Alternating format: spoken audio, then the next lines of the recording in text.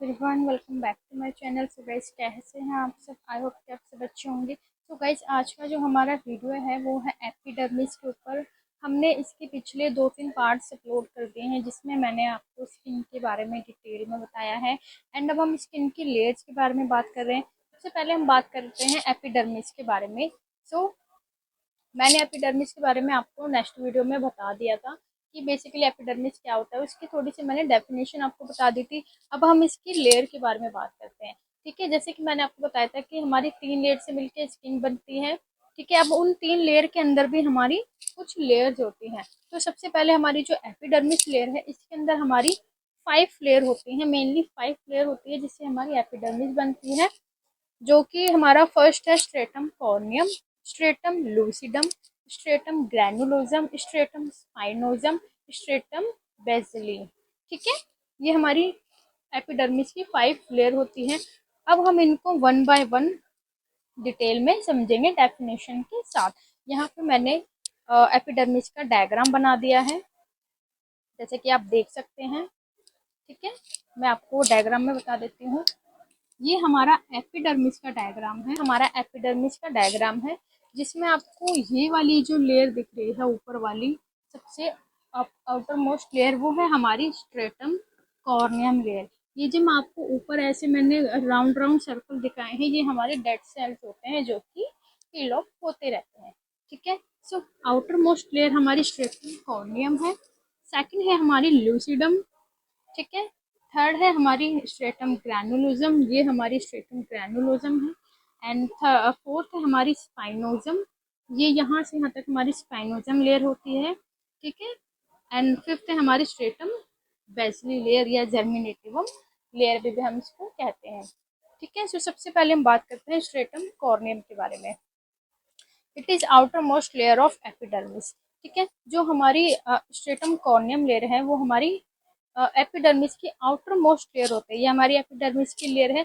इसकी सबसे ऊपरी जो लेयर होती है वो हमारी होती है आउटर मोस्ट लेयर, जो कि देखो ये जिसको हम देख सकते हैं, ऐसे हम फील कर रहे हैं, ये हमारी क्या है, कॉर्नियम लेयर। इसको हम हॉर्नी लेयर भी कहते हैं। ठीक है, it is also called dead keratinised layer. ठीक है, इसके अंदर डेड कैरेटिन पाए जाते हैं। ठीक है, सेल्स होते हैं कैरेटिन के, वो टोटली डेड होते हैं और वो शेड आउट होते रहते हैं, ले रहे हैं। ठीक है, इसके अंदर डेड सेल्स पाए जाते हैं। ओके, एंड थर्ड पॉइंट है हमारा contain protein known as keratin. ठीक है, इस कॉर्नियम लेयर में एक प्रकार का प्रोटीन पाया जाता है जिसको हम कैरेटिन कहते हैं।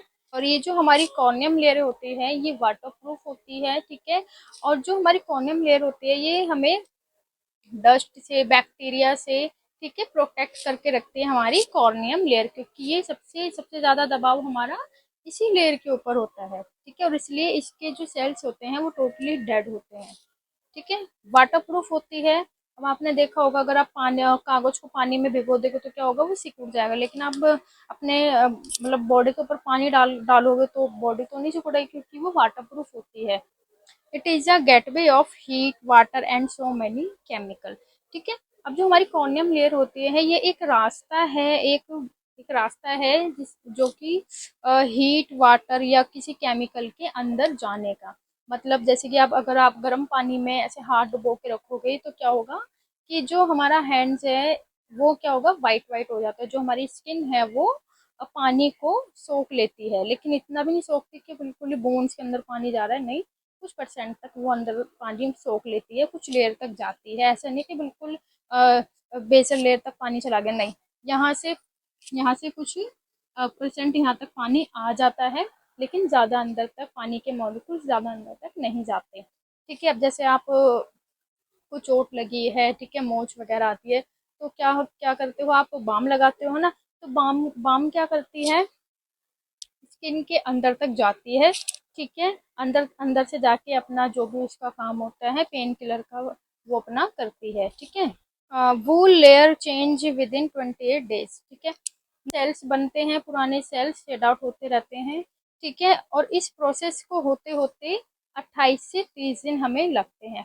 मतलब कि जो अभी आपकी लेयर है वो 28 से 30 दिन बाद शेड आउट हो जाती है, मतलब वो निकल जाती है, और अंदर से जो न्यू सेल्स आते हैं वो ऊपर आते आते फिर वो शेड आउट होते हैं, मतलब कि यहाँ पे शेल बने, ठीक है, इस वाली लेयर में न्यू सेल्स जर्मिनेट हो रहे हैं, यहाँ से सेल बनते बनते बनते ऊपर आते हैं, कॉर्नियम पर आते आते वो बिल्कुल डेड हो जाते हैं। और इस प्रोसेस को, ये जो प्रोसेस है हमारा डेड सेल्स का, ठीक है, उसको होते होते हमें 28 से 30 दिन लगते हैं, मतलब हमारी जो स्किन है वो न्यू 28 से 30 दिन में बनती रहती है। ठीक है, अब आपने देखा होगा, अगर आप अपने हैंड्स पे, अपने फेस पे या कहीं पे भी आप ड्राइनेस देखते हो तो क्या होता है, वहाँ पे वाइट वाइट सा होता है हमारे हाथ पे या फेस पे, तो वो क्या होते हैं, वो डेड सेल्स होते हैं, ठीक है, जो हमारी स्किन में से निकल रहे होते हैं।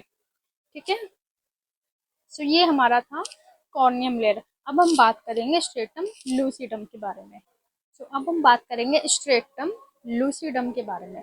इसमें जो लूसिड है, लूसिड का मतलब होता है, इसमें लूसिड मतलब होता है क्लियर। ठीक है, लूसिड मतलब होता है clear. So it is found only in thick skin like hand and leg. ठीक है, ये जो हमारी लेयर होती है लूसिडम, लूसिडम लेयर जो होती है वो केवल की स्किन में पाई जाती है, मतलब कि जैसे palm of hand, sole of foot, ठीक है, यहाँ पे ये प्रेजेंट होती है, पतली स्किन में ये प्रेजेंट नहीं होती है, मोटी ही लेयर में प्रेजेंट होती है, क्योंकि जो हमारी हैंड्स की और लेग की जो स्किन होती है वो मोटी होती है, और वहीं पर ही हमारी लूसिडम लेयर प्रेजेंट होती है। ठीक है, ट्रांसलूसेंट लेयर, ठीक है, ये कभी दिखती है कभी नहीं भी दिखाई देती। ट्रांसलूसेंट मतलब पारदर्शी जिसको कहते हैं, वो वाली लेयर होती है। ठीक है, लूसिडम जो हमारी लूसिडम लेयर है उसमें एलेडिन कैरेटीन कैरेटीन होता है, ठीक है, जो कि एक जेल की जैसा होता है। स्ट्रेटम ग्रैनुलोजम के बारे में, ठीक है, तो जो हमारे स्ट्रेटम ग्रैनुलोजम है वो it is middle layer of skin. ठीक है, हमारा एपिडर्मिस के अंदर जो हमारी ग्रैनुलोजम लेयर है वो मिड की लेयर होती है, लूसिडम के नीचे एंड स्पाइनोजम के ऊपर की जो लेयर होती है वो हमारी ग्रैनुलोजम लेयर होती है, जो कि हमारी मिडल लेयर होती है एपिडर्मिस के अंदर। ठीक है, सेल्स आर ग्रैनुलर्स, जो इसके सेल्स होते हैं वो ग्रैनुल लाइक स्ट्रक्चर के होते हैं। ठीक है, 70% सेल्स आर डेड, जो इसके सेल्स होते हैं इसके अंदर वो 70% डेड होते हैं, क्योंकि न्यू सेल्स हमारे जर्मिनेट होते हैं बेजल लेयर से। ठीक है, यहाँ से सेल्स बनते बनते बनते ऊपर आते हैं, जब ग्रैनुलोसम लेयर में आते हैं तो वो यहाँ पे आते आते 70% डेड हो जाते हैं, और कॉर्नियम पर आते आते वो 100% डेड हो जाते हैं।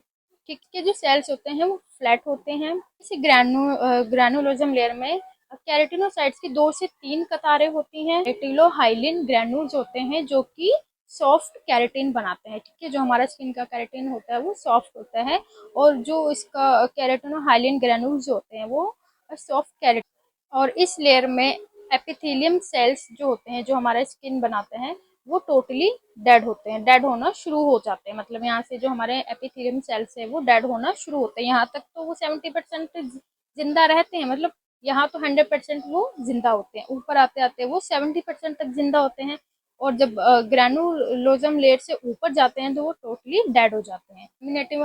ग्रैनुलोजम लेयर आपको समझ आई। ठीक है, एपिडर्मिस की मिडल लेयर होती है।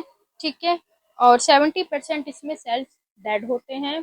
ठीक है, डिस्कमेशन के दौरान क्या होता है, न्यू सेल्स बनते हैं, पुराने सेल्स डेड होते रहते हैं।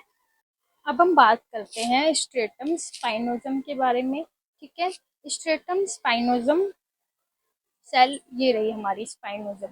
ठीक है, सेल्स आर स्पाइनी शेप, इसको हम प्रिकल सेल लेयर भी कहते हैं, जो कि हमारी स्किन को सपोर्ट देने का काम करती है। ठीक है, this layer bind stratum germinativum and stratum granulosum, ये जो हमारी लेयर है ये stratum granulosum and stratum germinativum मतलब बेसल लेयर को बांधने का काम करती है। ठीक है, इन दोनों को ये सपोर्ट करती है। ठीक है, तो हमारी स्ट्रेटम स्पाइनोजम लेयर है, इसके अंदर हमारा लैंगरेन सेल्स पाया जाता है। ठीक है, ये जो आपको दिख रहा है ये वाला, सॉरी, ये जो है आपका ये लैंगरेन सेल्स है। कौन सी लेयर में पाया जाता है, एपिडर्मिस के स्ट्रेटम स्पाइनोजम लेयर में हमारा लैंगरेन सेल प्रेजेंट होता है वो निश्चित नहीं होता, ये थोड़ी सी अलग अलग होती है। थोड़ी सी मतलब इस तरीके की होती है हमारी स्पाइनोजम लेयर। ठीक है, समझ रहे हो आप? समझ आया आपको? स्पाइनोजम, जो हमारी स्पाइनोजम लेयर होती है इसको हम प्रिकल सेल लेयर भी कहते हैं, जो कि हमारी स्किन को सपोर्ट देने का काम करती है। ठीक है, this layer bind stratum germinativum and stratum granulosum. Epidermis की हमारी जो ग्रैनुलोजम और स्ट्रेटम जर्मिनेटिवम लेयर है, ये लेयर स्पाइनोजम लेयर उसको बांधने का काम करती है। ठीक है, और ये थोड़ी सी आकार में अलग अलग होती है, एक दूसरे से जुड़ी हुई नहीं होती, अलग अलग होती है। ठीक है, सो अब हम बात करते हैं स्ट्रेटम जर्मिनेटिवम लेयर के बारे में, जिसे हम बेसल लेयर भी कहते हैं। लेयर को हम बेसल लेयर भी कहते हैं। ठीक है, स्ट्रेटम जर्मिनेटिवम लेयर ये हमारी स्किन की सबसे नीचे की लेयर होती है।